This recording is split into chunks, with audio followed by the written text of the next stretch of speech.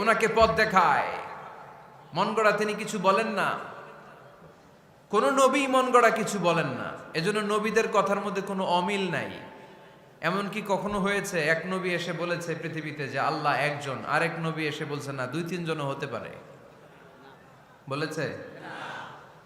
কোন নবী এসে বলেছে যে আখেরাত আছে, the day of judgment, the day of accountability, দুনিয়াতে যা করেছো এগুলোর জন্য আল্লাহর সুপ্রিম কোর্টের কাঠগড়ায় দাঁড়াতে হবে, আখেরাত বলে একটা ব্যাপার আছে?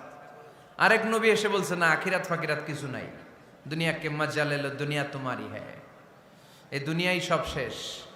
এরকম কি কখনো হয়েছে? না।